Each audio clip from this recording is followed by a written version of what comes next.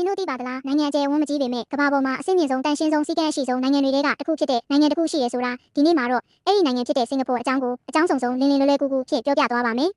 စင်ကာပူဟာအရှေ့တောင်အာရှမှာရှိတဲ့မြို့တစ်မြို့နဲ့ဖွဲ့စည်းထားတဲ့နိုင်ငံဖြစ်ပါတယ်။မလေးရှားနိုင်ငံအောက်ဘက်မှာတည်ရှိပြီးပင်လယ်လမ်းလေကြောင်းလမ်းတွေကြောင့်ကမ္ဘာကုန်သွယ်ရေးအတွက်အရေးကြီးတဲ့ထားတစ်ခုဖြစ်လာခဲ့ပါတယ်။အကျယ်ဝန်းသေးပေမဲ့စီးပွားရေးအင်အားကတော့အလွန်အမင်းကြီးမားပါတယ်။စင်ကာပူဟာ banking finance technology shipping အပြည်ပြည်ဆိုင်ရာစီးပွားရေးတွေမှာအလွန်အရေးကြီးတဲ့နိုင်ငံဖြစ်ပါတယ်။လမ်းတွေတန့်ရှင်းတယ်၊စီးကမ်းတွေတင်းကျပ်တယ်၊ဥပဒေကိုလူတိုင်းလေးစားကြတယ်။ဒါကြောင့်ကမ္ဘာပေါ်မှာနေထိုင်ရတာအဆင့်မြင့်တဲ့နိုင်ငံတွေကတစ်ခုဖြစ်ပါတယ်။စင်ကာပူကိုသွားရင်မလွဲမသွေသွားကြည့်တဲ့နေရာတွေကတော့ Marina Bay Sands, Gardens by the Bay, Sentosa Island နည်းပညာနဲ့တဘာဝကိုအကောင်းဆုံးပေါင်းစပ်ထားတဲ့နိုင်ငံလို့ဆိုနိုင်ပါတယ်